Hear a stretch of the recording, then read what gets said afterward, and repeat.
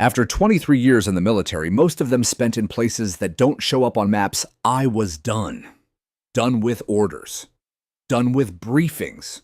Done with the long, dual silences between each heartbeat when you're waiting for a breach to go wrong. My wife, Ellie, had waited long enough for a quiet life, and I owed her one.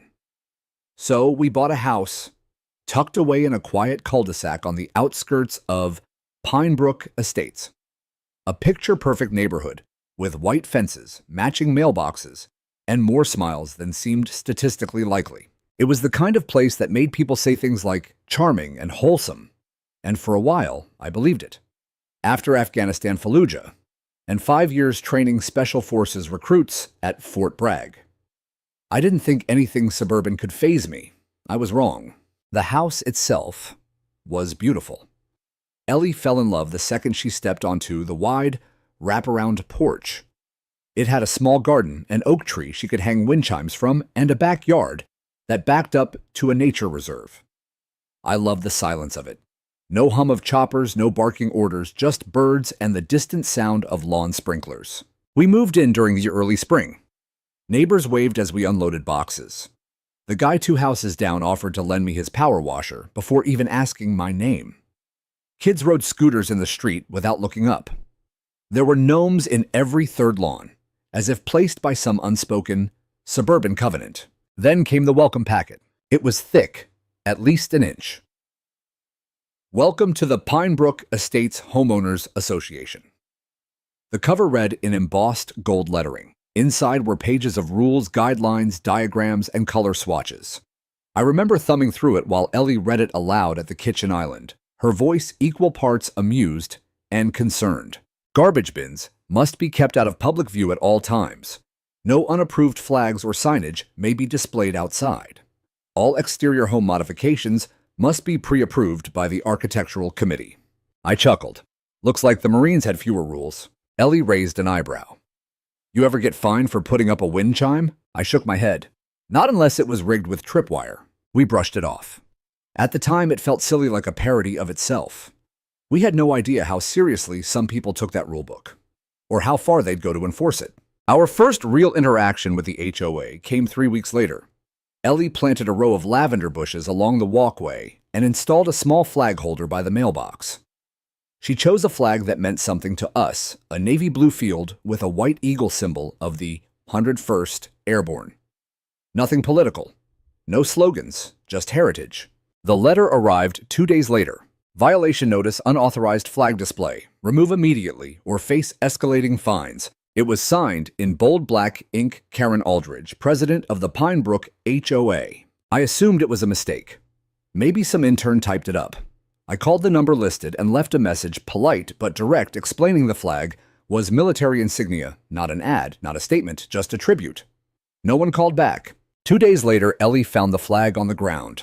The mount had been unscrewed. I tightened it back and added security screws and kept my mouth shut. I told myself it wasn't worth it. Not yet. Then came the garden note. In the mailbox again. This time it cited non-compliant plant height for the lavender bushes. Ellie had trimmed them to 16 inches just as the guidelines suggested, but somehow they were now an obstruction. I could see the stress start to creep into her. She'd been so excited to finally build something that was ours, and I'd promised her peace. So I attended the next HOA meeting. It was held in a spotless community hall where everyone sat in neat rows like students at a school assembly. Karen Aldridge stood at the front like she was giving a TED Talk on neighborhood perfection. Her hair was taut in a bun that looked painful. Every word she spoke had the brittle confidence of someone used to never being questioned. When it was my turn to speak, I stood. Good evening. My name's Mark. My wife and I just moved into 318 Hollow Pine Lane. We've received 2 violation notices. I'm hoping to clarify. Karen cut me off with a smile that didn't reach her eyes. Thank you, Mark. All enforcement actions are based strictly on the HOA handbook. If you'd like to appeal, there's a form online. I read the handbook. I replied evenly. Neither the flag nor the plants violate any of it. So I'd like clarification. Her smile sharpened. Then perhaps you're interpreting it differently. We maintain aesthetic standards to protect property values. Someone in the audience clapped one of her lackeys, no doubt. I looked around and saw polite smiles, forced nods, and the subtle kind of a fear I used to see in places where one wrong move could cost you everything. Karen continued as if I hadn't spoken. Let's move on to the next item. I sat down slowly. Ellie squeezed my hand. I leaned over and whispered, "This isn't about flags or lavender." She nodded. "It's about control." After the meeting, we walked back to the car in silence. The night air was cool, but my jaw was tight. I recognized what I saw in Karen.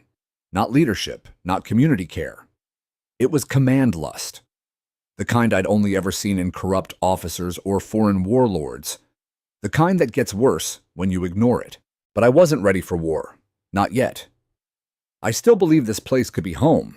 What I didn't know was that Karen had already marked us as a threat, and she had people willing to do more than write letters. I started to notice them more after that meeting. Those little signals that something wasn't quite right beneath the manicured surface of Pinebrook Estates. At first, they were subtle: a car idling for too long at the corner of our street, a man in a maintenance vest who always seemed to be adjusting the same sprinkler head on our block neighbors, who had once waved, now barely making eye contact. I'd seen this kind of thing before in villages where insurgents had wormed their way into every layer of authority. You learn to recognize when fear is doing the talking behind someone's eyes. Ellie called them Karen's ghosts. She has watchers, Ellie said one morning over coffee. "You saw the guy with the drone yesterday, right?" I nodded. "Flew it right over our yard. No license sticker." She looked at me over her mug. "Is that even legal?" "Invasion of privacy, if it's recording. But good luck proving it." A week passed, then two, and the notices kept coming. Each one stranger than the last. One cited the unauthorized wind chimes Ellie had hung from the porch. Another claimed our recycling bin was visible from the street for longer than allowed, 22 minutes to be exact. There was even a formal complaint about my truck parked in the driveway because its color did not blend with the visual palette of the community. Karen's signature was on every single one. When I finally cornered our next-door neighbor, Dennis, a quiet man in his 60s, I asked him bluntly, "Why does no one speak up?" He hesitated, scanning the yard like someone might be listening. Then he sighed. "You didn't hear it from me," he whispered, "but Karen's got people on her board who work in code enforcement and zoning. She can have your permits delayed, your remodels revoked. She got the Nguyens evicted over a tool shed. No one wants to be next." "But this isn't legal," I said. Dennis chuckled bitterly. "Doesn't have to be. She makes it hard enough you give up. That's her game." Ellie grew quieter as the weeks passed. She stopped gardening. She only opened the blinds halfway. Her joy, this soft, patient joy I'd loved since the day we met, was dimming. And I hated it. "I didn't sign up to be bullied," she told me one night as we sat on the porch steps. "I just wanted a place to feel safe." "You are safe," I said. But even as the words left my mouth, I felt how hollow they sounded. It was that night I noticed the same black SUV circling our street for the third time. It passed, slowly, headlights off. I memorized the license plate. The next morning, I checked the surveillance cams I'd quietly installed around the house. The same vehicle had idled outside between 1:14 and 1:27 a.m. I copied the footage to a secure drive. This wasn't just harassment anymore. It was tactical. I started digging. Karen Aldridge had no military background. No government ties I could see. But she ran Pinebrook's HOA like a private army. Her vice president, Doug Meeker, had 2 citations for aggressive enforcement tactics in another community across town. The treasurer, a man named Louis Brandt, had a quiet background in consulting the kind with shell companies and privacy shields. None of them had kids. None of them were married. And all of them had filed legal action against residents in the past 5 years. What stood out most was the pattern intimidation through fines escalating into code violations, which then opened the door for forced inspections, then eviction threats. Ellie didn't know I'd started making a dossier. I didn't want to worry her more than she already was. But Karen must have sensed something had shifted because the HOA's tactics suddenly escalated. We received a formal notice of non-compliance, alleging we were operating a business out of our home. A complete fabrication. I had no clients. No signage. The most action my garage saw was me tuning up my truck or sorting old gear. The kicker, the notice came stapled to a printout of a LinkedIn profile I'd deactivated years ago, one that listed training consultancy as part of my transition to civilian life. Karen was digging. She'd crossed from HOA president to full-blown oppressor. I attended another meeting. I walked in wearing a plain black polo jeans and boots. No insignia, no posture. I wanted to look like a retired man with too much time and not enough patience. The room was full again. Karen stood at the front, like a preacher behind a pulpit. I waited until the public comment section, then I stood. My wife's been harassed. My property has been surveilled. My privacy has been violated. I have footage of vehicles loitering, and I have printed copies of every notice you've sent, all outside of the scope of HOA authority. Karen raised her hand with a fake smile. Sir, this is not the forum. I wasn't finished, I said calmly. The room went silent. I have reported the harassment to local law enforcement. And starting next week, I will be submitting formal complaints to the state's HOA Oversight Commission. If you continue to target my family, I will treat it as what it is. Organized harassment. Someone clapped. I didn't turn to see who. Karen's eyes narrowed. I'd advise you, she said with icy precision, to be careful with accusations you can't prove. That was the moment I realized she wasn't going to back down. Not ever. This wasn't just about rules or flags or bins. This was personal. I leaned in just slightly. You picked the wrong house. Her smile vanished. On the way home, Ellie asked what had happened. I told her most of it, not all. What I didn't tell her was that I'd seen the shift in Karen's face, the flicker of something like fear or challenge. She didn't know yet what I'd trained men to do in the worst conditions imaginable. How I'd taught soldiers to read terrain watch for patterns and dismantle hostile networks without ever firing a shot. Karen had started something, and I was done watching. The morning it happened was strangely quiet, too quiet. I was up early, sipping black coffee by the window, watching the mist rise off the yard. Ellie was still asleep upstairs. I remember thinking it was finally the kind of morning I used to dream about during my last deployment, peaceful, ordinary. The kind where the loudest thing was the birds. The kind I wanted for her. But then, at exactly 7:06 a.m., there was a knock at the door. Not the polite kind, not even the loud, obnoxious kind. This was the kind of knock that came from someone who'd never been told no. Someone who assumed the door would open just because they wanted it to. I didn't answer right away. I watched through the peephole first. 3 men. One wore an orange vest meant to look like a utility worker. The second had a clipboard. The third stood back, arms crossed, wearing tactical sunglasses at dawn. Not a good sign. I opened the door just wide enough to keep the chain on. Can I help you? I asked. Clipboard guy stepped forward. Morning, sir. We're here from the Pine Brook HOA Enforcement Subcommittee. We've had some reports of unapproved modifications on your property. We'll need to do a walkthrough. I raised an eyebrow. You'll need a warrant. He laughed like I'd told a joke. Sir, it's standard protocol. The bylaws don't supersede constitutional law, I said flatly. Try again. Vest guy stepped forward. We're authorized by the HOA charter to access exterior spaces. You've been watching my house. You think I wouldn't recognize a reconnaissance sweep? I opened the door, fully stepping into the sunlight. Let me make this real clear. You step onto my land without legal cause again, and I won't be filing a complaint. I'll be filing charges. Sunglasses man finally spoke. You think you're the first tough guy we've dealt with? No, I said, staring straight at him. But I'm probably the last one you'll try. They left, but not before clipboard guy muttered something under his breath. I memorized every detail of their faces, their posture, their hesitation. These weren't HOA volunteers. These were contractors, maybe private security types, maybe worse. And Karen had sent them. When I told Ellie, she paled. They're trying to provoke you, she whispered. Don't take the bait.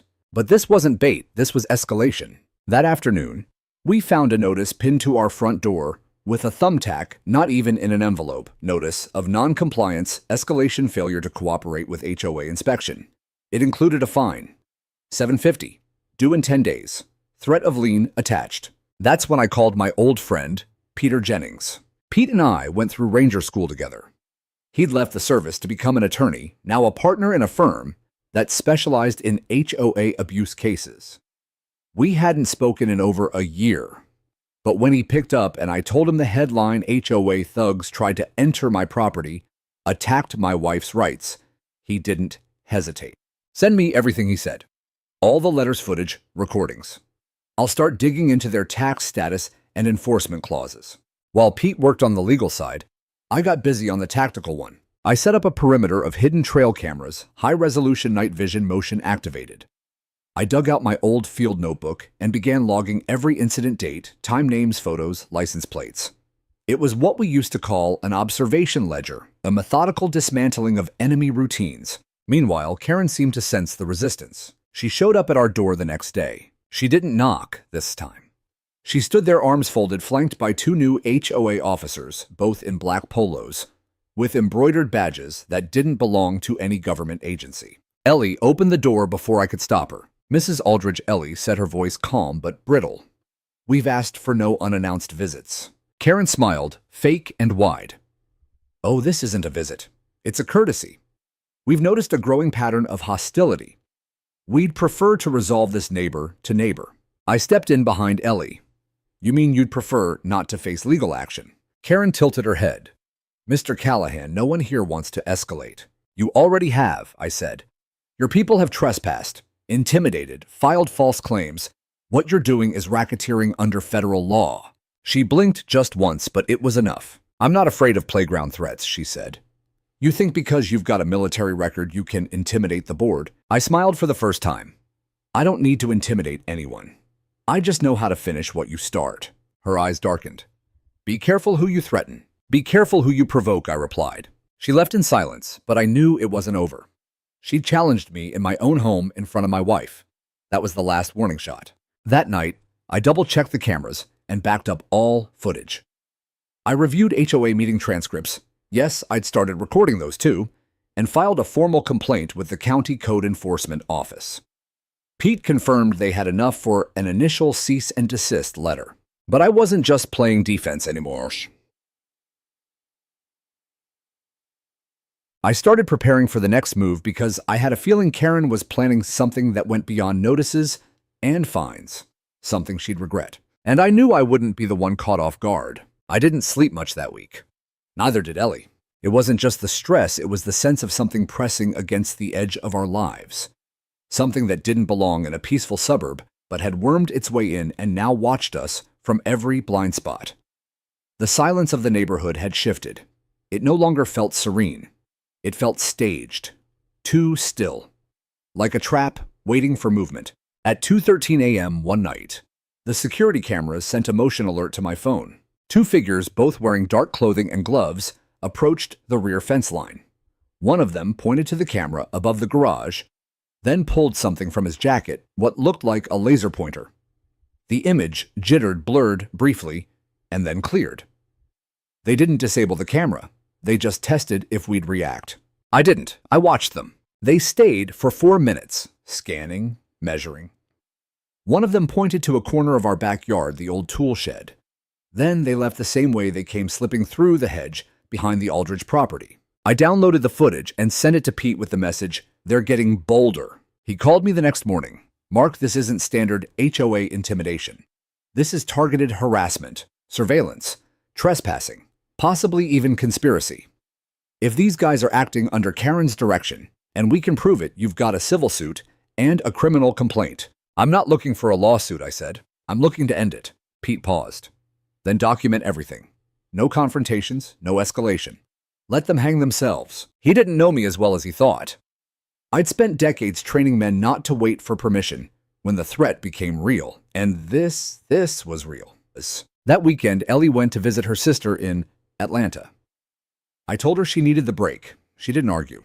The moment she left, I turned the house into a trap. I didn't set weapons. This wasn't a battlefield. But I did rig the perimeter with motion-detecting lights, sound-triggered alerts, and hidden microphones. I placed decoy boxes marked confidential inside the shed, each one wired with RFID tags that would ping if moved. I installed a new camera with thermal imaging overlooking the backyard and a second hidden one behind a birdhouse. Then I waited. The second night they came back. This time, it was 3 of them. No attempt at subtlety. They moved with the kind of confidence that came from knowing someone in power had promised them protection. They didn't go for the shed.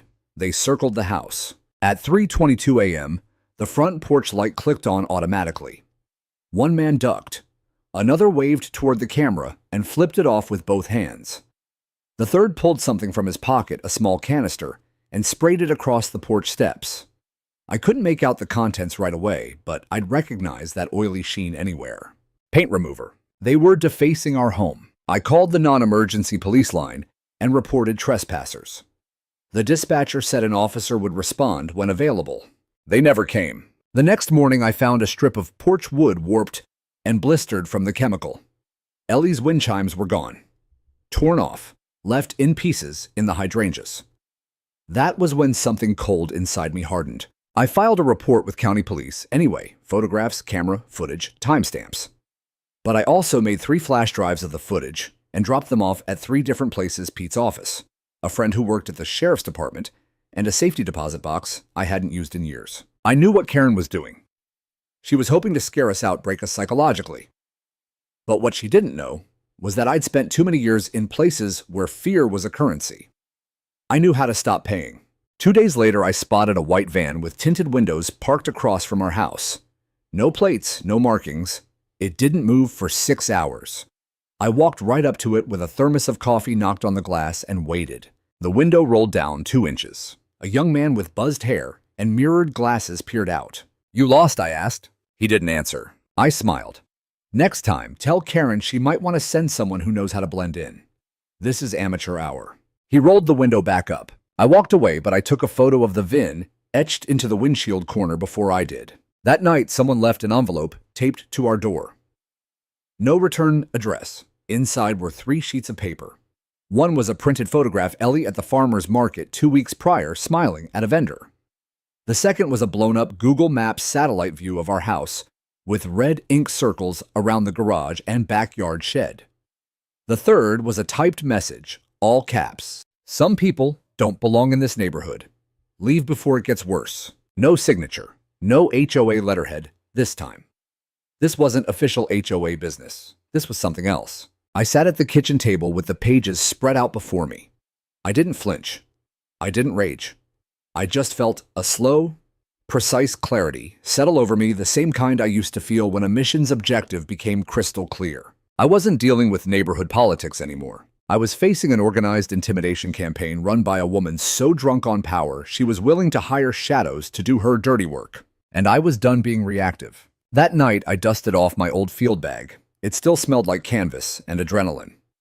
I pulled out the logbooks, the mapping tools, the old school radios, and set them in a neat row. Karen thought she was the predator in this neighborhood. She had no idea she'd just stepped into a different kind of battlefield. Ellie came home on a Tuesday. She walked through the front door holding a bag of oranges from her sister's garden and smiling like she'd finally had a few days of real rest. I almost didn't want to tell her what had happened while she was gone. But she saw the patch on the porch right away, the warped wood, the slight discoloration, even after I'd sanded and sealed it. "Did they come here?" she asked, voice low. I nodded. "They circled the house, left a message taped to the door. Someone sprayed solvent on the wood. They took your wind chimes." Her jaw clenched. Karen did this. "No, but she sent them." Ellie sat on the porch steps and stared out into the street. Her shoulders were tight, her hands clasped together like she was praying, but her eyes were hard. "Mark," she said without looking at me, "are we in danger?" I took a breath before I answered. "Not if I stay ahead of them." And I am. It wasn't a lie, but it wasn't the full truth either. I was tracking everything, building the file, drawing the net tighter. But it was moving faster now, bolder, less subtle. Karen had realized her bureaucracy tactics weren't working, and she'd unleashed the dogs. 3 days later, they crossed a line that changed everything. It was a Friday afternoon. I had driven into town to pick up a replacement thermal lens and meet Pete at the courthouse to hand off the most recent round of footage. Ellie stayed home planning to do something normal. She said she wanted to plant spring bulbs in the backyard. Something quiet. Healing. I was in line at the clerk's office when I got the call. Not a number I recognized. No caller ID. Just a voice when I picked up a stranger's voice. "Your wife's in the hospital," the man said quickly. "County ER. You should come, now." My hand clenched around the phone. "Who is this?" Click! The line went dead. I drove like a man possessed. Every muscle in my body was a live wire.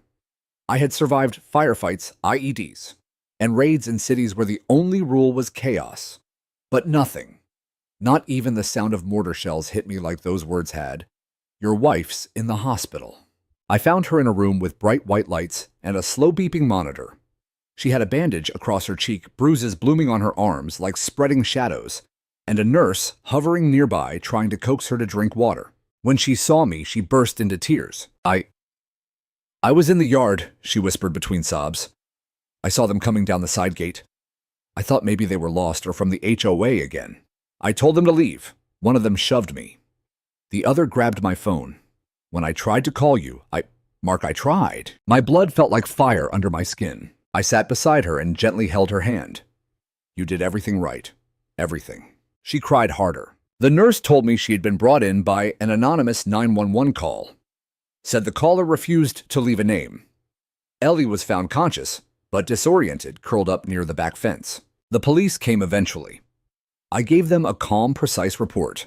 Names I suspected. License plates, video logs, time-stamped threats. I handed them a USB drive with a full backup of everything. They took it and said they'd look into it, but I knew the look in their eyes. Overwhelmed, understaffed, politely detached. So I called Pete, told him everything. He didn't hesitate. This just moved into felony assault, he said. I'm going straight to the DA. You have enough now for a restraining order at the very least. That night, I didn't sleep. I sat beside Ellie's hospital bed and stared out the window, watching the blinking lights on the IV pump. My mind drifted to the training fields at Fort Bragg, to the war games, the simulations, the drills that began with one line. What do you do when the enemy crosses the wire? This was it. This was that moment. The enemy had crossed my wire. The next morning, I brought Ellie home. I moved her bed downstairs and turned the guest room into a recovery suite. My old friend, Tom, an Army medic, drove up from 2 counties away to help set it up. He brought medical-grade supplies, a collapsible cot, and enough food to last a week. Tom took one look at the bruise on Ellie's shoulder and didn't ask a single question. He just said, "Tell me what you need." I told him time, and a second pair of eyes. He nodded. You got it. We set up a secondary perimeter, multiple sensor layers, frequency-based alarms, redundant camera systems with hidden feeds. I contacted 2 more former trainees, guys I trusted with my life, and brought them in quietly. No uniforms, no weapons, just eyes and ears. Karen had unleashed a storm. She had no idea I'd spent my entire life learning how to ride lightning. The shift was subtle, but real. I wasn't just defending my home anymore. I was building a forward operating base, gathering intel, analyzing movement, countering every threat before it took root. But I also had something Karen didn't. Community. Ellie's injury lit a fire under people who'd been too scared to speak. Dennis came over with cookies and a flash drive of his own, a video he'd taken weeks ago of HOA officers shouting at another resident's teen son. The Nguyens dropped off screenshots of suspicious messages they'd received after they complained about fencing regulations. A single mother down the street shared a photo of her car tires slashed the day after she refused to join Karen's voluntary compliance subcommittee. One by one they came, quietly, but clearly, with proof. Karen had built her power on fear, but now her victims were forming a different kind of army, and I was more than ready to lead it. The night Ellie came home, the house didn't feel like a home. It felt like a recovery tent. The warmth was gone and the air inside hung too still, as if even it was afraid to move. Ellie was pale, her steps cautious, her voice soft. She wouldn't admit it, but I saw it in the way she flinched when the doorbell rang, the way her eyes darted to the window whenever headlights flashed through the blinds. That night, I sat on the edge of the bed and stared at her while she slept, one arm curled around a heating pad. Her lips parted in shallow breaths. My hands were folded on my lap, but my knuckles were white. This woman had waited for me during deployments that broke other marriages. She'd written me letters while I was in places where paper and ink felt more real than the ground beneath our feet. She was the first person I saw when I stepped off the C-17 from Iraq, standing with a handmade sign and tears streaking her cheeks. And now someone had laid hands on her. I went into the garage. It had always been more workshop than storage space, but that night it became something else entirely. I laid out everything: maps of the neighborhood, printouts of HOA filings, Karen's property records, surveillance logs, timestamps, Incident reports. I pinned every photo to a corkboard, drew lines with string-layered events with precision. This wasn't paranoia. This was recon. And the enemy had left a trail a rookie could follow. Tom came in with 2 cups of coffee and stood silently as he watched me work. "You're going full red cell," he muttered. "You planning a takedown?" I didn't look up. "I'm planning to end this." He set the coffee down beside me. "You remember Afghanistan 2009, that village with the fake clinic?" I nodded. Guy running it was just like her, he said. Power trip, with no oversight. Ran the whole region through intimidation. Until we figured out the power lines he was stealing electricity from weren't even his. That made me pause. "What are you saying?" "People like Karen build empires on illusion. You kick out the foundation, the whole thing falls." He was right. I turned back to the board. Karen's name was on every property notice, every violation form, every escalation. But something didn't add up. The HOA charter had 3 executive signatures, Karen Lewis Brandt and Doug Meeker. But I'd never seen either of them in person, not once. At every meeting, Karen was alone at the podium. Why? I did a quick search on the county clerk's site. There it was. The HOA leadership was supposed to hold elections every 2 years with full community disclosure. The last election on record was nearly 7 years ago. No ballots, no minutes, no record of nomination. It wasn't an HOA. It was a dictatorship. Pete confirmed it this next morning after I sent him the files. That's a massive violation. He said, his voice crackling through the phone. "You've got them on procedural fraud, operational misconduct, and possibly financial embezzlement. That escrow account they pull fines into, it's not under HOA control. It's listed under a private LLC." "What LLC?" "Pinebrook Community Aesthetics Group, LLC. Owned by, you guessed it, Karen Aldridge." I sat back in my chair, stunned. She was funneling HOA fines into her own company. Every violation, every bogus fee, every compliance surcharge, all of it was money into her personal fund. Tax-free, unregulated, and hidden behind the false legitimacy of neighborhood governance. It was a shell game, but I still needed the final piece to prove she was behind the physical attacks.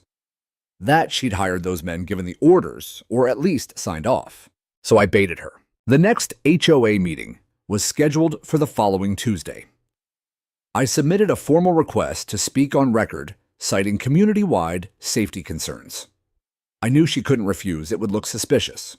I wanted her to feel confident, even smug. I wanted her to think she still had control. What she didn't know was that I'd invited the press. A local investigative journalist named Lydia Hartman had been covering suburban HOA corruption for 2 years. Her last expose blew the lid off a neighborhood in all Arizona, where residents were being fined for having more than one car in the driveway. When I sent her the footage, the documents, and a map of the Shell LLC connections, her response was immediate: "I'll be there." So were half the neighbors. For the first time since we moved in, the Pinebrook Community Center was packed. People stood along the walls. Whispers buzzed like electricity through the air. Karen entered like she always did, chin-high, pearls tight against her throat, a clipboard clutched in one hand like a weapon. But I saw the flicker in her eyes the moment she noticed the reporter, the cameras, the unfamiliar faces. She tried to call order, but I stood before she could speak. "I'd like to make a statement. This is not an open forum. I filed the request. You approved it." "Don't worry, I'll keep it brief." She froze. The room went silent. I clicked a remote. The projector screen behind her lit up. The first image, a photo of Ellie's bruised face in the hospital. Gasps, whispers. One woman covered her mouth. The second image, the masked men at our rear fence line, time-stamped. The third, a scanned copy of the threat letter. Then I spoke. "For months, my wife and I have endured harassment surveillance, and just days ago, assault. We've documented every incident, every camera, every letter, every fine. And it all traces back to one person." Karen shifted in her chair, jaw tightening. I advanced the slide again. A spreadsheet, fines paid by residents over the past 4 years totaling over $200,000. All of it redirected into a private LLC under Karen's name. "You didn't just abuse your role," I said. "You weaponized it. You turned this neighborhood into your kingdom. But you forgot one thing." I walked to the front, standing just inches from her. "You messed with the wrong wife." Lydia stood. "Ms. Aldridge, care to comment for the record?" Karen opened her mouth. No sound came out. And then someone in the back shouted, "Resign." Another followed, "We want our money back." Chaos erupted. Karen tried to speak over the noise, but it was too late. The illusion had shattered, and I wasn't finished yet. The meeting didn't end. It imploded. As the crowd shouted, some residents demanded refunds. Others screamed for Karen's arrest. Two board members, who'd never shown their faces, Lewis and Doug, finally appeared emerging from the wings like stage villains, pulled reluctantly into the spotlight. Both of them wore the same panicked expression, caught, cornered, exposed. Karen tried to call for order, banging her clipboard on the podium, but the momentum was lost. People weren't afraid of her anymore. I watched it happen in real time, the moment when fear crumbled into anger and anger began to sharpen into resolve. Lydia was already interviewing neighbors near the exit as I walked past her. She looked up at me, eyes lit with journalistic fire. "You realize this is going to be statewide news by morning." "Good," I said.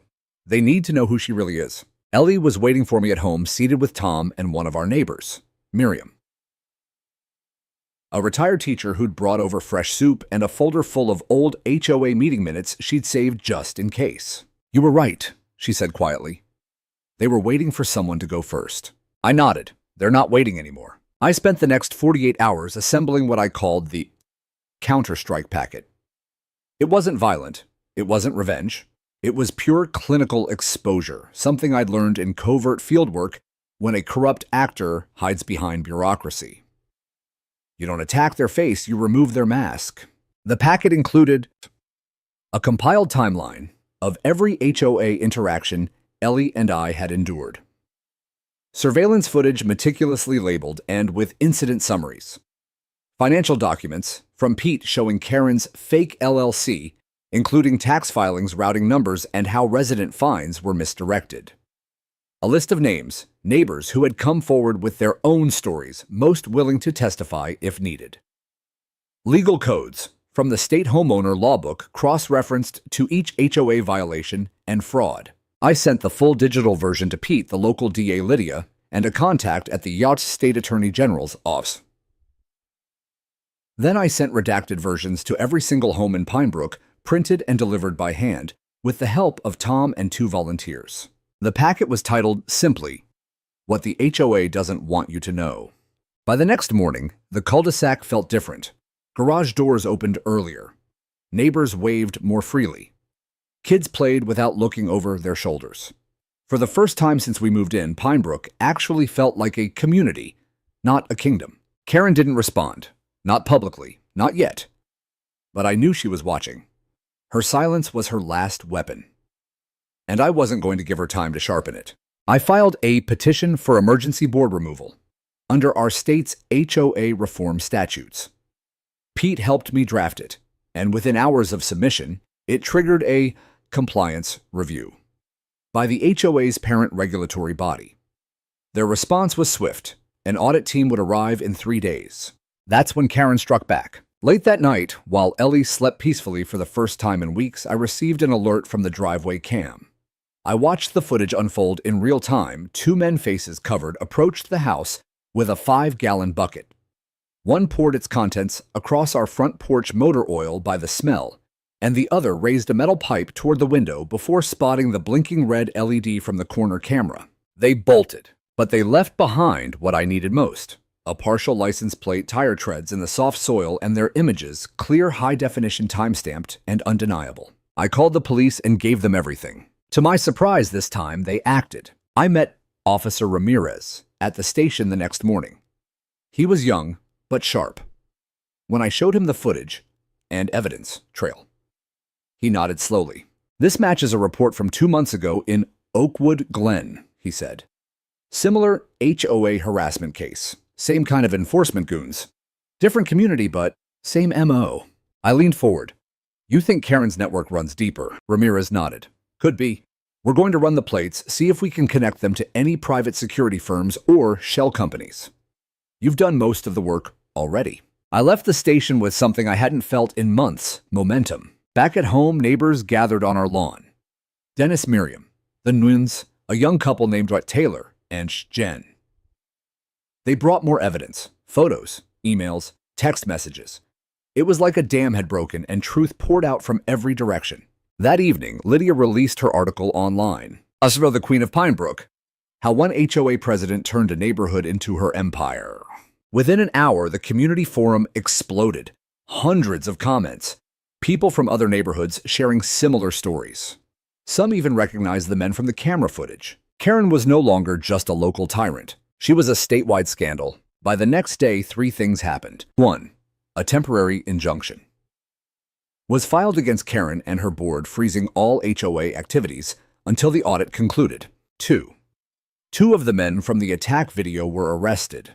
One confessed to working security jobs for a private HOA contractor but couldn't name a company. The lead detective confirmed they were opening an investigation into unlicensed enforcement operations across multiple neighborhoods. 3. Karen disappeared. Her home was dark, her car gone.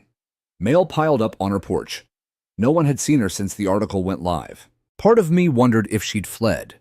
Another part of me hoped she'd stayed watching from the shadows, forced to face the empire she built crumbling under its own weight. That night, I stood in the backyard beneath the stars, breathing in the cool air. Ellie beside me. "It's not over yet," she said. No, I agreed. But for the first time, we're not alone. The neighborhood had changed. It was still healing, still raw. But something powerful had replaced the fear. A collective refusal to be bullied again. And now, as the audit loomed and the legal walls closed in on Karen's operation, I knew one thing for sure. I wasn't just protecting my wife anymore. I was protecting every family she had tried to break. The morning of the audit was unseasonably bright. Ellie made coffee while I went over my notes one last time. She was walking without the cane now, slowly, carefully, but upright. Every step she took seemed to return a piece of her spirit. It wasn't just physical healing. It was something deeper. There was fire behind her eyes again, the same fire I saw when she used to wait for me at the airport gates with her arms wide open. "They're going to try to dodge," I said, adjusting the stack of printed reports on the kitchen table. "Obfuscate. Talk in circles." Ellie sipped from her mug. "Let them talk. You've already burned the bridge behind them." The audit team arrived at 9:00 a.m. sharp. 3 investigators from the State HOA Regulatory Commission, plus a forensic accountant, and 1 representative from the Attorney General's office. Pete met them in front of the Pinebrook Estates HOA building, which until that morning had served more like Karen's personal palace.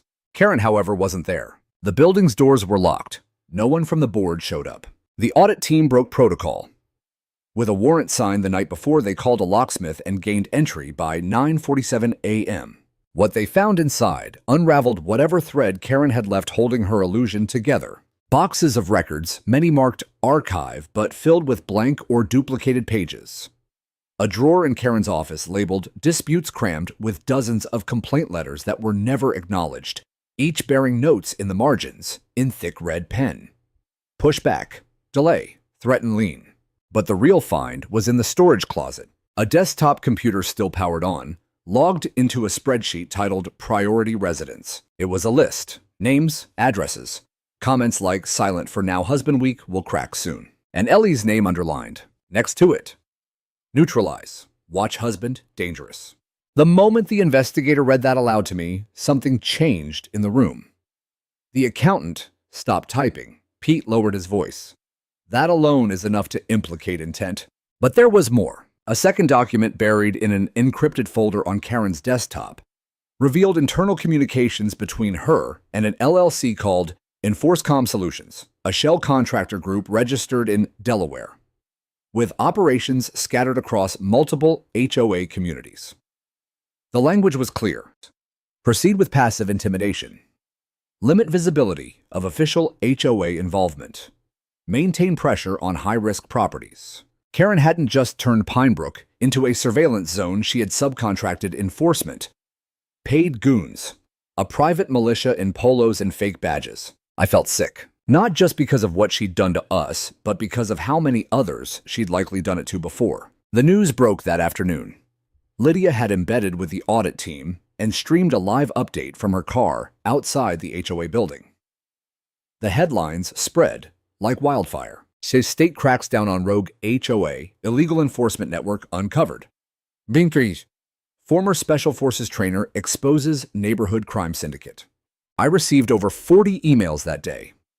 Some from people in Pinebrook, others from across the state, all thanking me, sharing their stories, asking how they could fight back too. I never wanted fame. I wanted safety. But if this storm was the price of that, so be it. By the end of the week, Karen Aldridge was formally charged with wire fraud, embezzlement, and conspiracy to intimidate. Louis Brandt and Doug Meeker were arrested for obstruction of justice and knowingly participating in unlawful private security operations. The HOA's charter was dissolved under emergency order, and a community-managed transition board was formed, run by 5 residents, including Ellie. It was poetic in a way. She'd gone from hiding behind blinds to sitting at the table where the real decisions were made. "I don't want to be in charge," she said when the neighbors nominated her. "I just want to make sure what happened to us never happens to anyone else again." The crowd applauded. That was the day I knew we'd truly turned a corner. As part of the settlement, all residents fined under Karen's leadership received full reimbursement, plus a portion of the funds recovered from her LLC. The money didn't erase what had happened, but it made rebuilding easier. Some families moved away, choosing to start fresh elsewhere. Others stayed bound by the fire they'd walked through together. Me, I stayed right where I was. Because the house, we bought, the life we tried to build it, was finally ours. No one else's. About a month after the charges, I got a letter. It wasn't from Karen directly. She'd been denied bail and was awaiting trial, but it was written in a script I recognized. Stiff, controlled, cold. D. You should have stayed quiet. You ruined something you didn't understand. Enjoy your hollow victory. I burned it without showing Ellie. Let Karen rot in her delusions. She had tried to rule through fear. She didn't understand what it meant to protect something. Because when you've spent your life in combat, you know something people like her never will. Real strength doesn't bark orders from a podium or hide behind fine print. Real strength holds your wife's hand in a hospital room and stays up all night building a case, not because you want revenge, but because no one else should have to suffer like she did. And real justice, it takes time, but when it comes, it doesn't knock. It bulldozes the whole damn fence down. The courtroom didn't look anything like the ones you see on television. It was smaller, plainer. No dramatic lighting or sweeping music, just rows of uncomfortable benches and a judge who spoke in clipped, exacting tones. But the air inside carried a weight that television could never convey. Every sigh, every tap of a shoe, every shuffle of papers echoed like thunder. It was the sound of people waiting for justice to finally speak. Karen sat at the defendant's table, her posture stiff, lips pursed, eyes hollow. The pristine pearl necklace she wore during HOA meetings was gone. So was her confidence.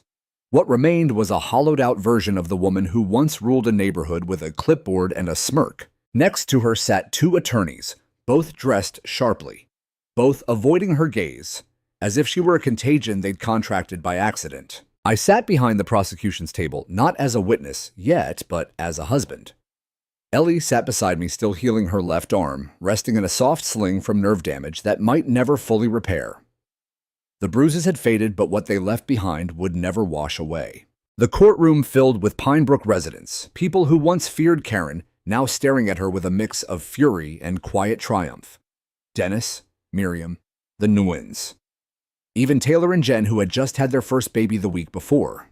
They all came. Because this wasn't just about Ellie. It wasn't just about me. It was about every door Karen had knocked on. Every notice she'd mailed. Every whispered threat and manufactured fine that had held our neighborhood hostage. The prosecution began with the big picture fraud, embezzlement, abuse of authority. They showed the spreadsheet from Karen's computer, the financial trail from the HOA account to her private LLC. They explained how fines were inflated, fabricated, then siphoned through a legal loophole no one had ever thought to question. The jury watched silent. Then, they brought out the real evidence, the one that made the entire courtroom shift forward in their seats. The video of Ellie being assaulted. It wasn't crystal clear, but you could see enough. The way she stumbled backward into the fence. The moment one of the men shoved her. The quick flicker of pain across her face. Before the camera feed distorted and cut, the prosecutor turned to the jury. These men didn't act independently. They were paid, equipped, directed, and the woman who orchestrated it sat in this very courtroom under the illusion of power, pretending to serve the community she exploited. Karen's attorney objected. The judge overruled it, And then they called me to the stand. I walked slowly, not because I was nervous, but because I wanted every step to count. I took my oath, sat down, looked the jury in the eye, and told them everything. Not just the facts, the footage, the paperwork, the phone records, but the human cost. The nights Ellie couldn't sleep. The neighbors afraid to let their kids play outside. The veterans in the neighborhood who'd fought in wars only to come home and feel powerless against someone with a clipboard and a grudge. When the prosecutor asked me what I did before I retired, I told them I trained some of the toughest men in the world how to see danger before it arrives, how to protect people who can't protect themselves. And I missed this one because I never imagined I'd have to use those skills in my own backyard. Karen never looked at me. When Ellie took the stand, the entire courtroom leaned in. She didn't cry. She didn't falter.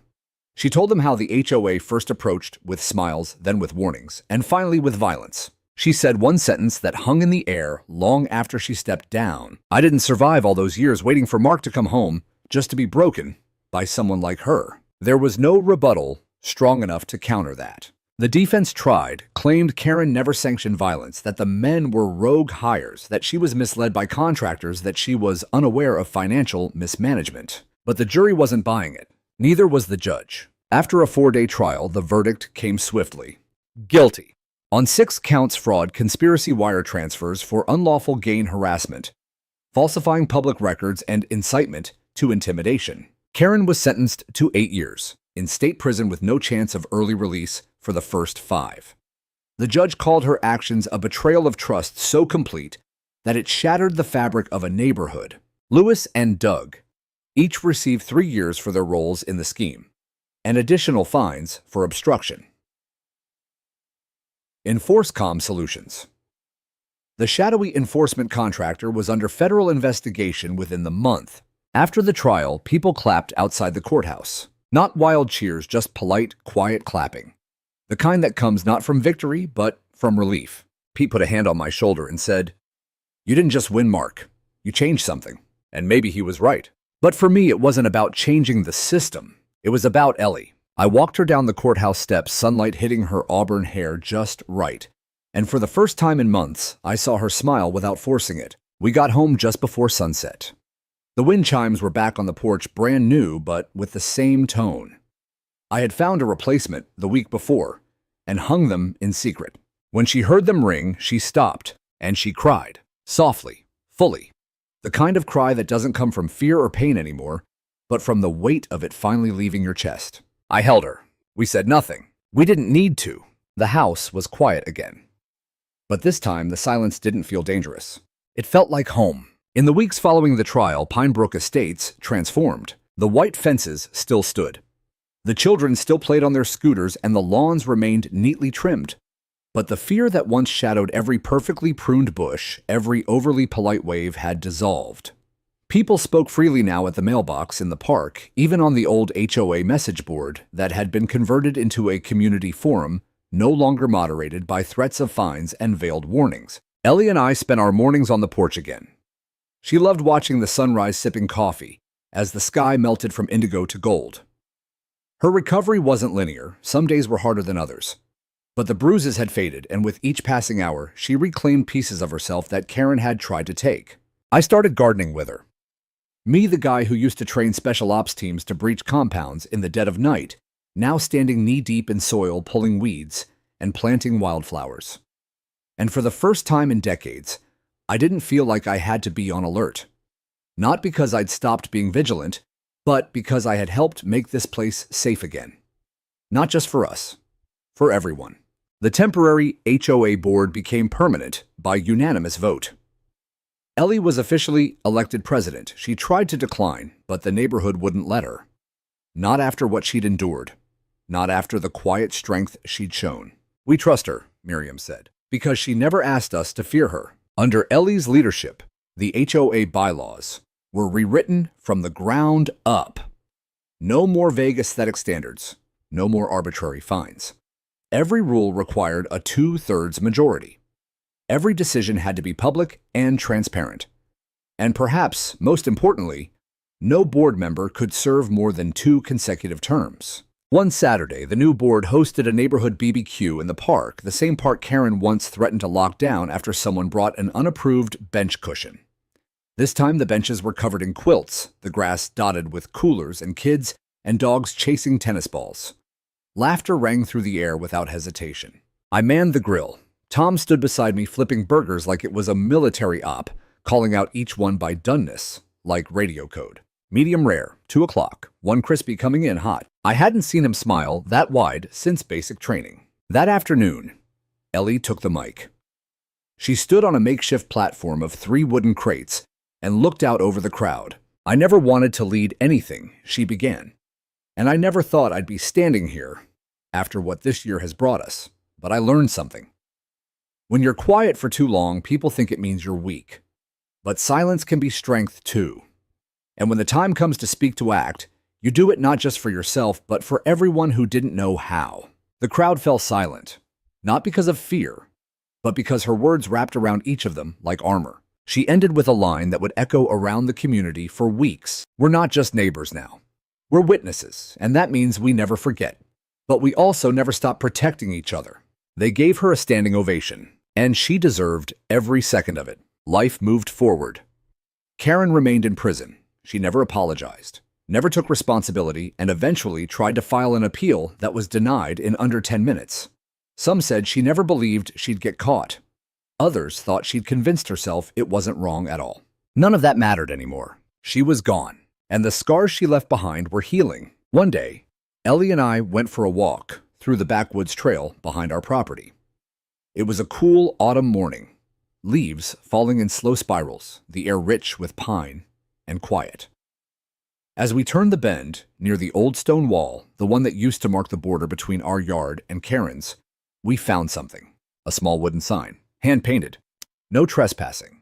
Not because we fear you, but because we value peace. Ellie looked at me and smiled. I laughed. Wasn't me, I swear. Later, we found out Dennis had put it up, said it felt symbolic. We left it there. A few months later, a new family moved into Karen's old house. A young couple with twin girls full of curiosity and wild questions. Ellie brought over a casserole. I offered to help fix the fence in their backyard. When they asked about the neighborhood, I said only one thing. It used to be ruled by fear. Now it's built on watching out for each other. One evening, just before winter set in, Ellie and I lit a fire in the backyard. We wrapped ourselves in a blanket and sat side by side, listening to the crackle of wood and the distant hum of wind through trees. She leaned her head on my shoulder. You think it's really over? I looked into the fire, thought about what we'd survived, what we'd fought for, what we'd earned. No, I said softly, not over, just healed. A long pause. Then she whispered, You never told me what made you decide to fight back. I mean, really fight. I turned to her, brushing a loose strand of hair from her cheek. You? Me? I nodded. I spent years teaching men how to fight for things worth protecting, but I'd never had to protect what mattered most until they hurt you. That woke something in me I didn't know I still had. Her eyes welled up. I'm glad it did. I smiled. So am I. The fire burned low. The wind grew softer. The night pressed in around us, not with menace, but with comfort. And in that quiet moment, I realized something simple, something final. We weren't just safe. We were free. Not because we'd escaped the system or destroyed the rules, but because we had taken back what no one ever had the right to steal: our dignity, our peace, and the right to say no more. That's how you win against people like Karen. Not with rage, not with revenge, but with resolve, with truth, with each other. And now, whenever I hear the wind chimes on the porch, I know exactly what they mean. They mean we made it. Together.